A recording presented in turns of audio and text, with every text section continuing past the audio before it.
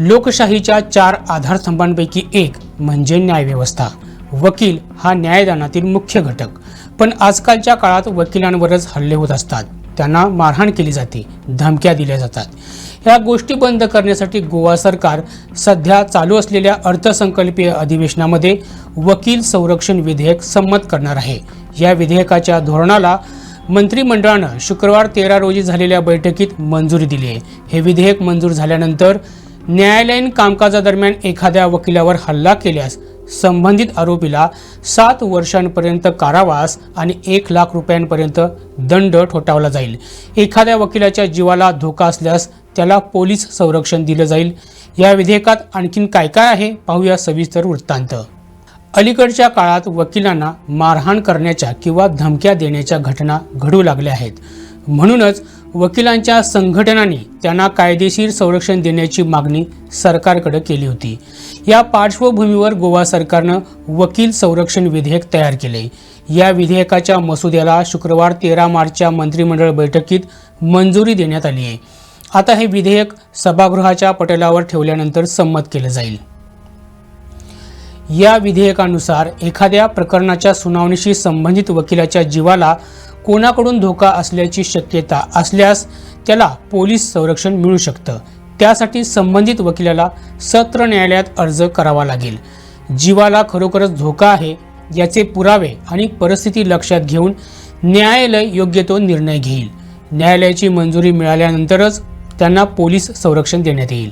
विधेयकाच्या कलम 6 अंतर्गत भारतीय न्याय संहितेनुसार शिक्षा देण्याची तरतूद करण्यात आली आहे। वकिलाला धमकी देणं किंवा छळ करणं हा गुन्हा ठरवण्यात आला असून त्यासाठी 2 वर्षांपर्यंत कारावास आणि 25,000 रुपयांचा दंड होऊ शकतो।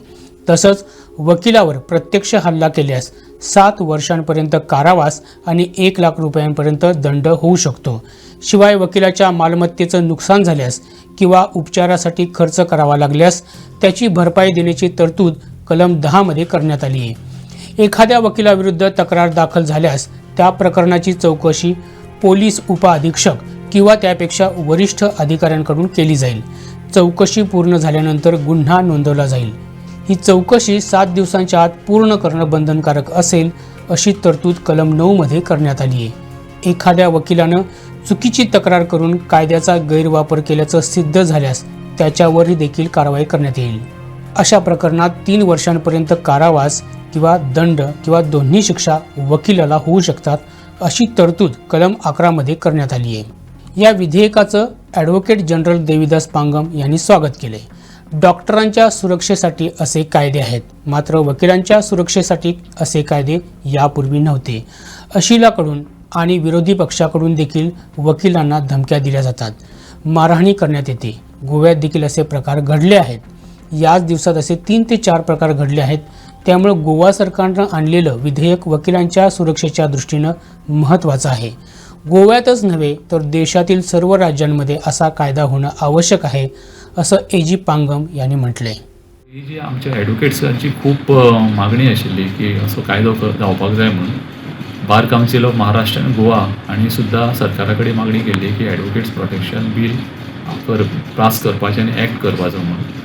आनी हाजी गरज अशी आशिल्ली की खुबश्यो अश्यो केसी नजरेन आयल्यो की ॲडव्होकेट्सांक लोकांनी त्रास दिले।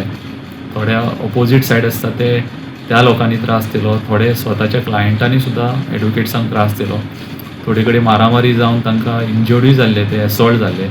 तर ताका लागून ही प्रोटेक्शन दिवपाची खूब गरज आशिल्ली आनी ही सामकी खूब वर्सांची मागणी आशिल्ली। ती आज आमच्या गोंयान मागणी मान्य जाता, ही खरीच खोशयेची गोश्ट आसा।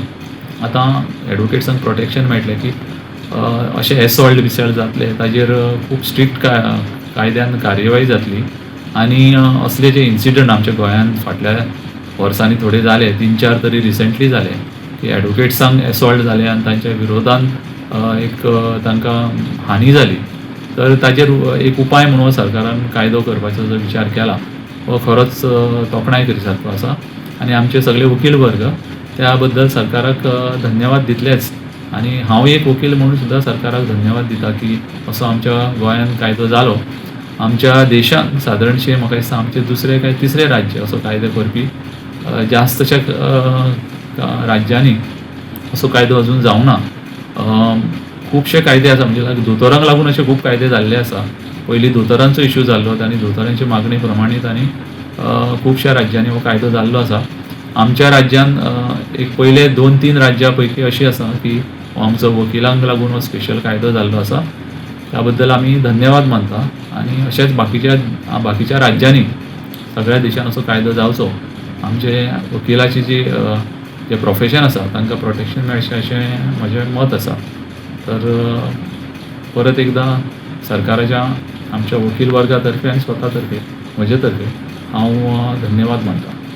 सर आतां तें बील पास केल्लेलें आसा तेजी फुडली प्रोसिजर कितें आसतलो? बील आतां एसेंब्लीन प्रेजेंट करचें पडटलें आनी एसेंब्ली कन्सिडर करून तें पास करचें पडटलें आनी ताज्या उपरांत तो कायदो जातलो.